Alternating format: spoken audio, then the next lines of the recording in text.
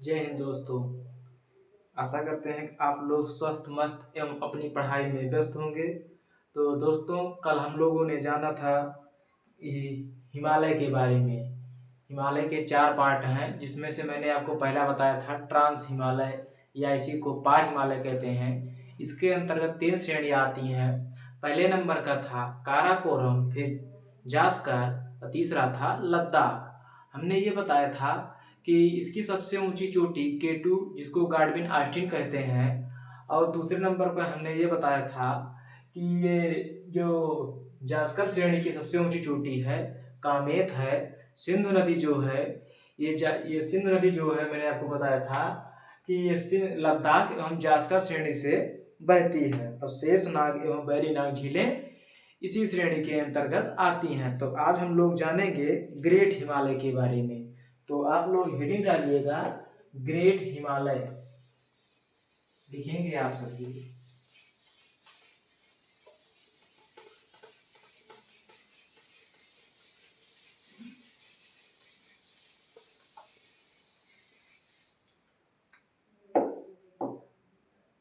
आप सभी लिखेंगे ग्रेट हिमालय।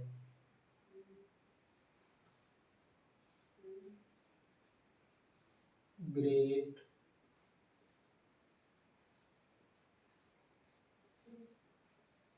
हिमालय, या इसी को महान हिमालय कहते हैं। महान हिमालय।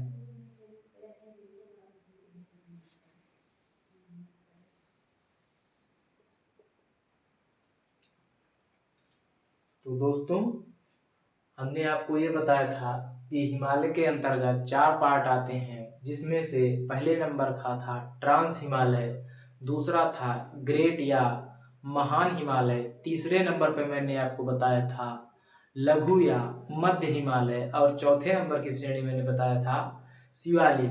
तो आप लोग हेडिंग में डालेंगे ग्रेट या महान हिमालय। तो ग्रेट या महान हिमालय के अंतर्गत 10 श्रेणी आती हैं। लिखेंगे आप सभी इसके अंतर्गत, लिखेंगे इसके अंतर्गत, इसके अंतर्गत 10 श्रेणी आती हैं। 10 श्रेणी आती है। तो इसके अंतर्गत कितनी श्रेणियां आती हैं? 10 श्रेणियां आती हैं, जिसमें से 5 भारत में हैं और 5 नेपाल में हैं। क्या बताया मैंने आपको कि इसके अंतर्गत 10 श्रेणियां आती हैं, जिसमें से 5 अपने भारत में स्थित हैं और 5 नेपाल में स्थित हैं। तो सबसे पहले आप लोग लिखेंगे भारत में जो 5 श्रेणियां स्थित हैं, लिखेंगे 5 श्रेणी भारत में, लिखेंगे भारत में 5 श्रेणी, 5 श्रेणी। और नेपाल में कितनी श्रेणियां हैं? नेपाल में भी 5 श्रेणी हैं। नेपाल नेपाल में भी 5 श्रेणी है। तो एक एक करके हम लोग जानेंगे कि भारत में जो 5 श्रेणियां हैं, उनमें से कौन कौन सी हैं। तो लिखेंगे आप सभी, पहले नंबर का आएगा नंगा पर्वत। कौन सा पर्वत? नंगा पर्वत। दूसरे नंबर पर लिखेंगे नंदा देवी। क्या लिखेंगे? नंदा देवी। तीसरे नंबर का लिखेंगे कामेत। क्या लिखेंगे? कामेत, कामेत। और चौथे नंबर पर लिखेंगे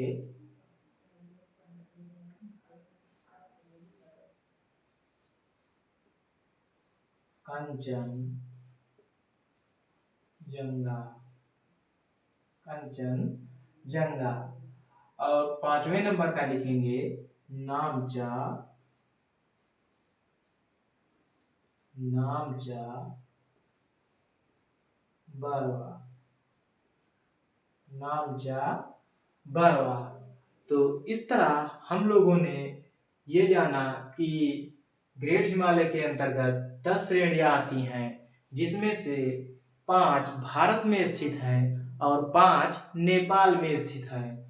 मैंने आपको बताया भारत के अंतर्गत जो 5 श्रेणियां स्थित हैं उसमें से पहले नंबर पर नंगा पर्वत आता है, दूसरे नंबर पर नंदा देवी, तीसरा कामेत है, चौथा कंचनजंगा है और पांचवा नामचा बरवा है। तो मैंने आपको पांचों को लिखाया। यदि आपसे एग्जाम में ये पूछ लेगा कि नंगा पर्वत भारत के किस राज्य में या किस केंद्र शासित प्रदेश में स्थित है, तो आप लोग क्या बताएंगे? तो उसको भी आप लोग नोट करेंगे कि ये नंगा पर्वत जो है, नंगा पर्वत ये लद्दाख, लद्दाख केंद्र शासित प्रदेश में स्थित है। और नंदा देवी लिखेंगे, नंदा देवी, नंदा देवी उत्तराखंड में है। कहाँ है? उत्तराखंड। कामेत लिखेंगे, ये भी उत्तराखंड में स्थित है। कहाँ है? उत्तराखंड। कंचनजंगा को लिखेंगे, ये सिक्किम में, सिक्किम में स्थित है। और नामचा बरवा लिखेंगे, ये अरुणाचल प्रदेश, अरुणाचल प्रदेश में स्थित है। तो इस तरह हम लोगों ने जाना कि नंदा देवी पर्वत लद्दाख केंद्र शासित प्रदेश में स्थित है और नंदा देवी उत्तराखंड में स्थित है, कामेत उत्तराखंड में है, कंचनजंगा सिक्किम में है और नामचा बरवा अरुणाचल प्रदेश में है। तो इन सब चीजों को आप लोग ध्यान में रखना कि यदि आपसे एग्जाम में पूछता है कि कंचनजंगा भारत के किस राज्य में स्थित है, तो आप लोग जवाब देंगे कि कंचनजंगा सिक्किम राज्य में स्थित है। उसमें 4 विकल्प दिया रहेगा उसमें मिजोरम, अरुणाचल प्रदेश, सिक्किम या दिल्ली दे देगा। यदि आप लोग पढ़े रहेंगे तो टिक मार के अगले क्वेश्चन पर आप लोग बढ़ जाएंगे। ये आपके लिए बहुत ही महत्वपूर्ण टॉपिक है, इसको अच्छे से एक बार देख लेना और अपने कॉपी में इतना नोट करेंगे। उसके बाद हम बताते हैं आपको नेपाल में 5 श्रेणियां जो स्थित हैं उसके बारे में। पहले आप लोग इनको नोट करेंगे, फिर हम लोग आगे बढ़ते हैं।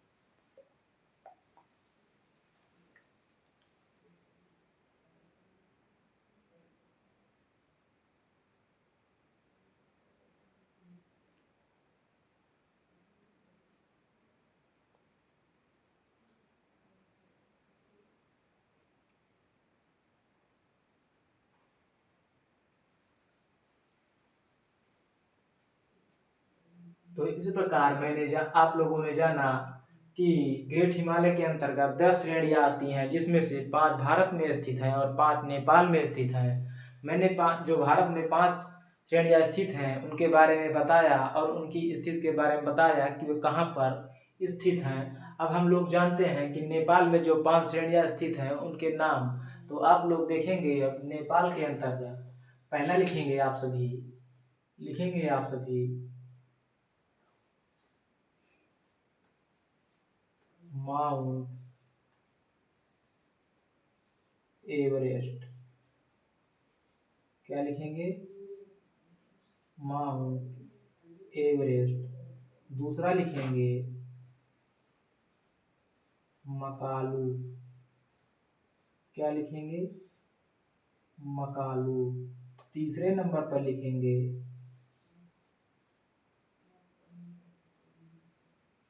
धौला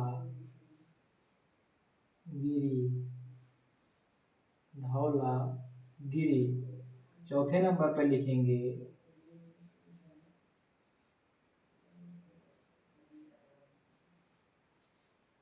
अन्नपूर्णा। और पांचवा लिखेंगे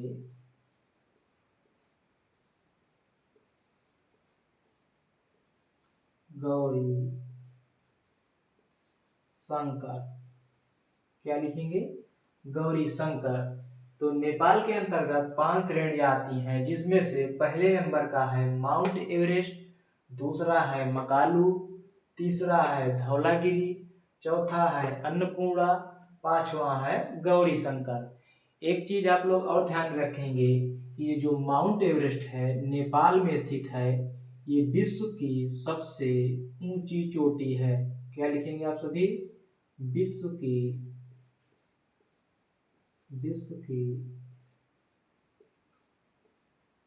सबसे ऊंची चोटी है 8,848 किलोमीटर। कहीं कहीं पर 8,850 भी रहता है, लेकिन ज्यादातर बुक में 8,848 किलोमीटर ही रहता है। तो इसको आप लोग ध्यान में रखेंगे कि विश्व की जो सबसे ऊंची चोटी है माउंट एवरेस्ट है, वो नेपाल देश में स्थित है। तो आप लोग इस पांचों पॉइंट को नोट करेंगे। फिर हम लोग आगे बढ़ते हैं और जानते हैं लघु या मध्य हिमालय के बारे में। तो आप लोग इसको पहले नोट करेंगे, फिर हम जानते हैं लघु हिमालय के बारे में।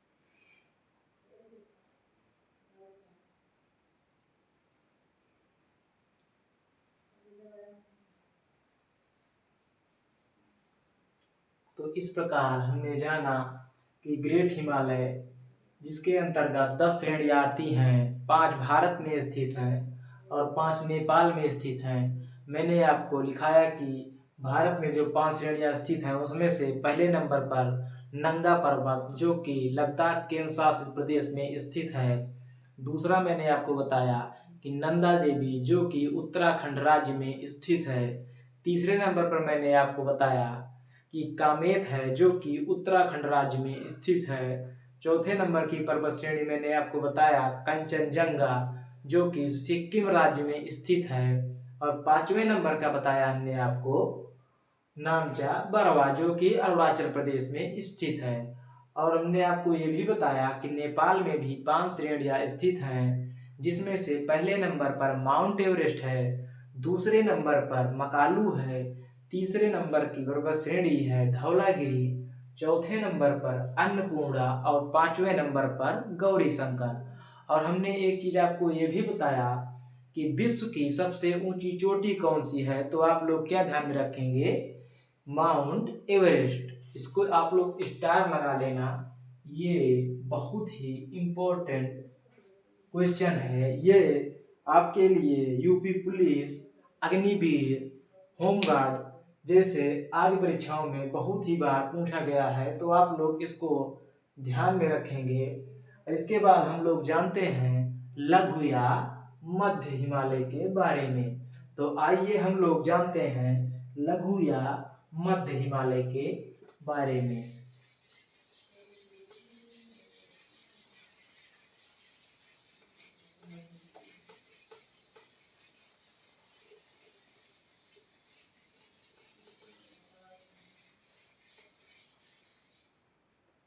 तो आप लोग हेडिंग डालेंगे लघु या मध्य हिमालय। लघु या मध्य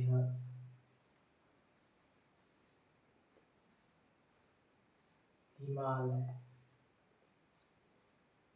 लघु या मध्य हिमालय। तो आप लोग पॉइंट में लिखेंगे लघु या मध्य हिमालय।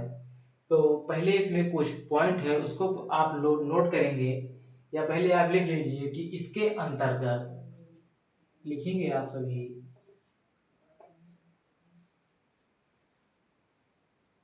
इसके अंतर्गत 5 श्रेणियां आती हैं। 5 श्रेणियां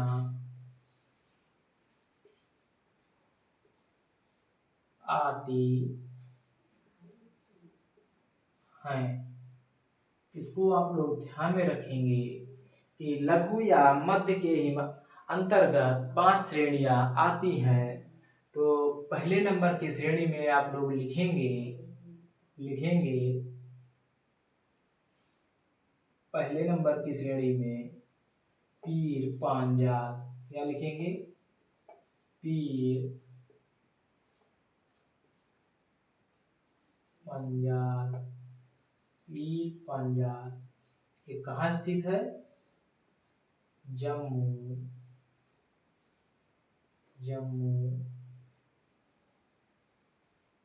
कश्मीर। दूसरे नंबर की श्रेणी है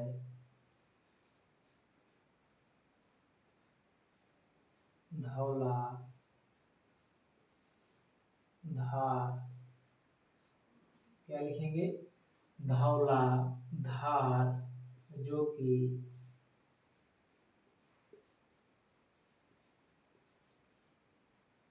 हिमाचल प्रदेश में स्थित है। तीसरे नंबर पर लिखेंगे आप सभी मसूरी। क्या लिखेंगे, मसूरी। ये उत्तराखंड राज्य में स्थित है। उत्तराखंड। चौथे नंबर की पर्वत श्रेणी लिखेंगे नाग टिब्बा। क्या लिखेंगे, नाग टिब्बा, ये भी उत्तराखंड में स्थित है। कहाँ स्थित है? उत्तराखंड। पांचवें और आखिरी नंबर का लिखेंगे महाभारत,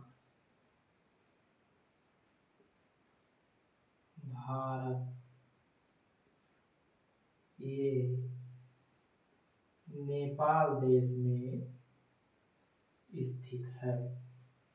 तो इस प्रकार लघु या मध्य के अंतर्गत 5 श्रेणियां आती हैं, जिसमें से 4 भारत में स्थित हैं और एक नेपाल में स्थित है। नेपाल में महाभारत पर्वत श्रेणी स्थित है और जो चार भारत में स्थित है उसमें से पहले नंबर पर पीर पांचाल आता है, जो कि जम्मू कश्मीर केंद्र शासित प्रदेश में स्थित है। दूसरा मैंने आपको बताया धौलाधार, जो कि हिमाचल प्रदेश राज्य में स्थित है। तीसरे और चौथे नंबर का मैंने आपको बताया मसूरी और नागटिब्बा, जो कि उत्तराखंड राज्य में स्थित है। तो आप लोग इन पॉइंट को नोट करेंगे, फिर हम लोग जानते हैं आगे के बारे में। तो आप सभी इसको अपने कॉपी में नोट कीजिए।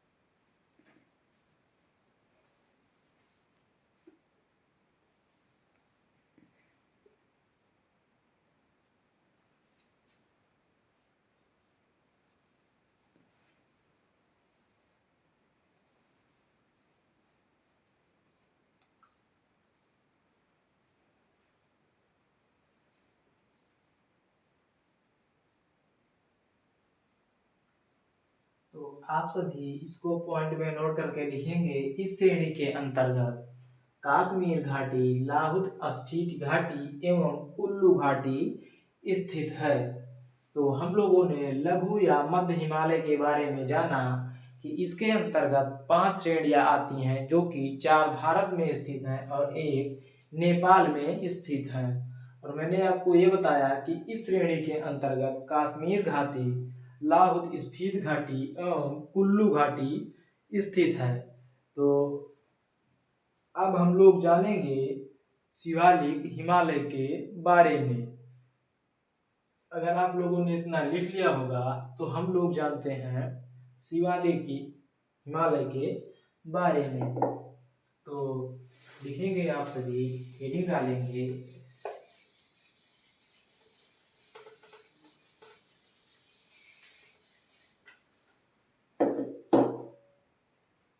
तो लिखेंगे आप सभी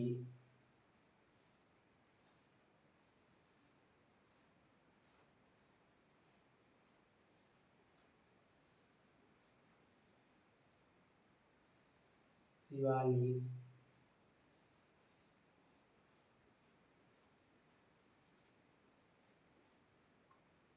हिमालय, क्या लिखेंगे? शिवालिक, हिमालय। तो शिवालिक हिमालय के बारे में हम लोग जानेंगे कि इसके अंतर्गत कौन सी श्रेणी आती है। तो इस शिवालिक हिमालय के अंतर्गत कोई भी श्रेणी नहीं आती है। तो इसको आप लोग लिखेंगे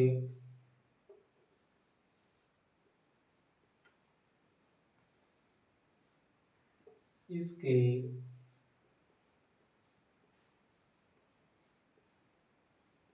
अंतर्गत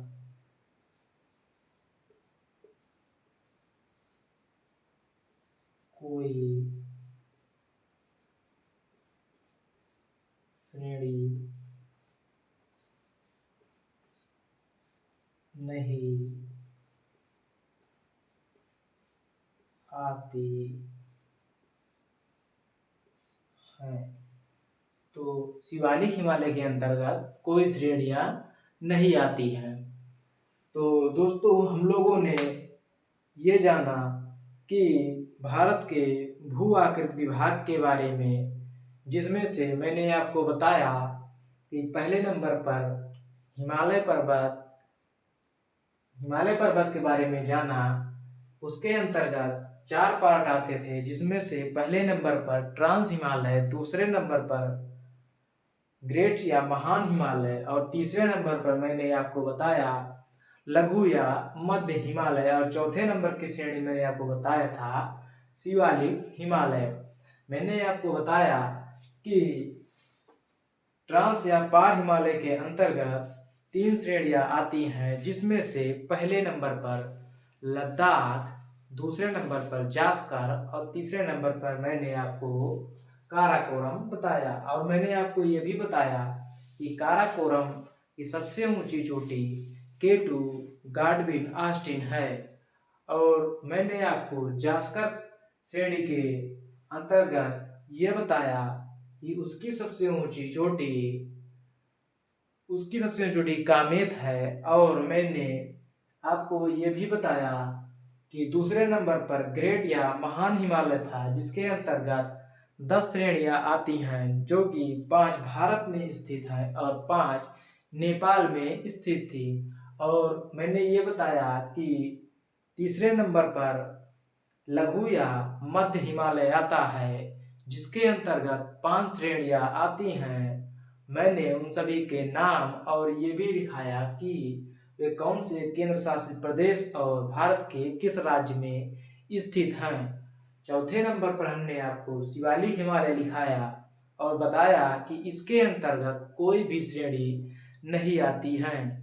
और मैंने आपको ये भी बताया था कि कश्मीर या कुल्लू घाटी लघु या मध्य हिमालय के अंतर्गत आते हैं। तो अब हम लोग जानेंगे कि नदियों के आधार पर हिमालय को कितने भागों में बांटा गया है। तो आप लोग हेडिंग डालेंगे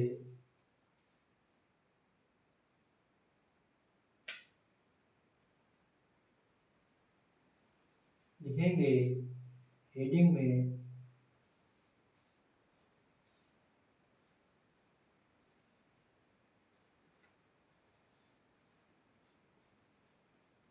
भू आकृति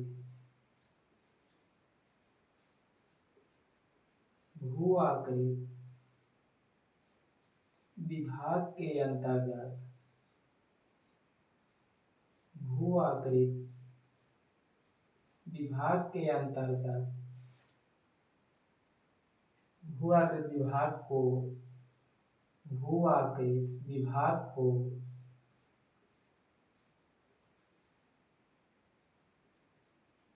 नदियों के आधार पर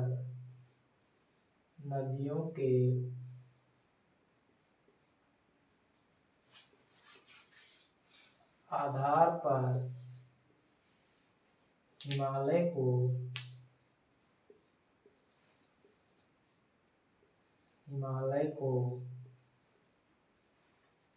चार भागों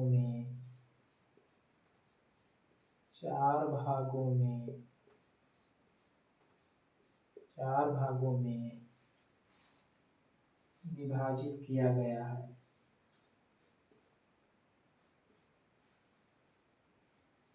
विभाजित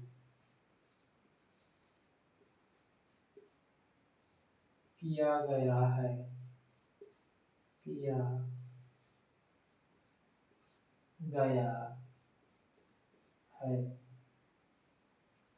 तो आप लोग हेडिंग क्या डालेंगे कि भू आकृत विभाग को नदियों के आधार पर हिमालय को चार भागों में विभाजित किया गया है।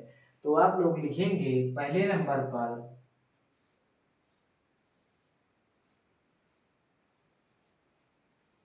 सिंधु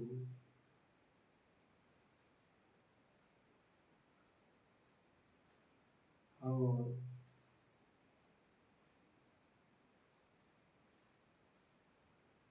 सतलज को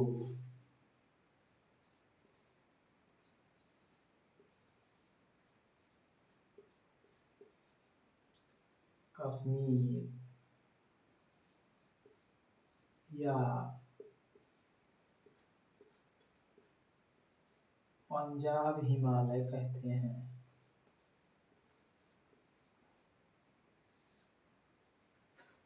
तो मैंने आपको क्या बताया, सिंध और सतलज के आधार पर इसको कश्मीर या पंजाब हिमालय कहते हैं। दूसरे नंबर पर लिखेंगे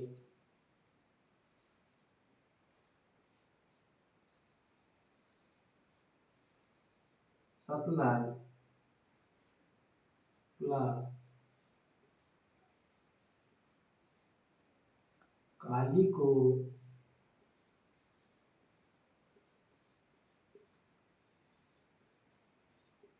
कुमाऊं हिमालय कहते हैं। कुमाऊं हिमालय यानी कि सतलज से काली तक के विस्तार को कुमाऊं हिमालय कहते हैं। तीसरे नंबर पर लिखेंगे काली प्लस तीस्ता यानी कि काली से तीस्ता तक के विस्तार को काली और तीस्ता तक के विस्तार को क्या बोलते हैं? ध्यान में नहीं आ रहा, एक मिनट आप लोग रुकेंगे। काली और तीस्ता के विस्तार को चौथे नंबर पर लिखेंगे पहले आप लोग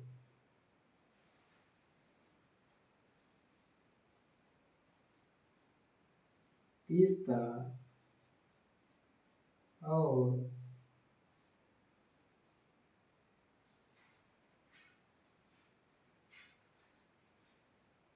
ब्रह्मपुत्र तक के विस्तार को नेपाल हिमालय कहते हैं। क्या कहते हैं? नेपाल हिमालय।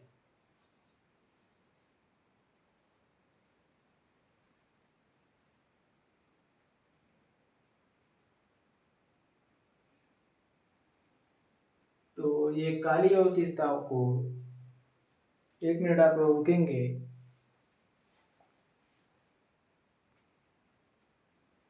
तो हम लोगों ने ये जाना कि भू आकृति विभाग के आधार पर नदियों के मतलब आधार पर हिमालय को चार भागों में बांटा गया है, जिसमें से पहले नंबर पर सिंध और सतलज को कश्मीर या पंजाब हिमालय कहते हैं।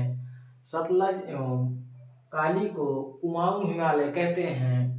काली एवं तीस्ता को नेपाल हिमालय एवं तीस्ता एवं ब्रह्मपुत्र के मैदान क्षेत्र को असम हिमालय कहते हैं। तो आप लोग इसको अपने कॉपी में नोट करेंगे और इसको ध्यान में रखेंगे, क्योंकि आने वाले परीक्षा के पॉइंट ऑफ व्यू से बहुत ही इम्पोर्टेंट टॉपिक है। तो आप लोग इसको अपने कॉपी में नोट कीजिए। फिर हम लोग जानते हैं आगे के बारे में।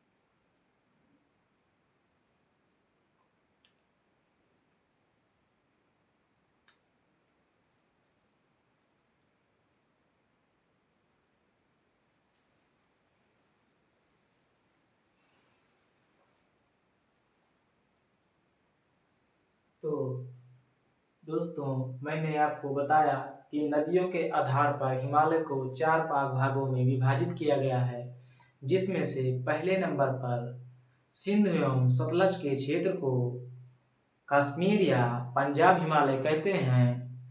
सतलज एवं काली के क्षेत्र को कुमाऊं हिमालय कहते हैं। काली एवं तीस्ता के क्षेत्र को नेपाल हिमालय, तीस्ता एवं ब्रह्मपुत्र को क्षेत्र को असम हिमालय कहते हैं। तो इस प्रकार हमने जाना कि हिमालय के अंतर्गत 4 पार्ट आते हैं, जिसमें से पहले नंबर पर मैंने आपको बताया कि ट्रांस हिमालय, दूसरा ग्रेट हिमालय, तीसरा लघु या मध्य हिमालय, चौथा शिवालिक हिमालय, और हमने आपको ये भी लिखाया कि नदी के आधार पर हिमालय को 4 भागों में बांटा गया है। तो दोस्तों, मैंने आपको यहाँ तक बताया। अगर आप सभी को ये क्लास अच्छी लग रही है तो ज़्यादा से ज़्यादा शेयर, लाइक एवं कमेंट कीजिए और इस क्लास को अपने दोस्तों के पास शेयर कीजिए। तो दोस्तों, इस क्लास के माध्यम से मैं आपको उतनी ही चीज़ें बताऊंगा जितनी परीक्षा में आने की संभावना है। तो अगर आप सभी को क्लास अच्छी लगी तो आप सभी लाइक एवं कमेंट जरूर कीजिए। आज के लिए बस इतना ही। धन्यवाद।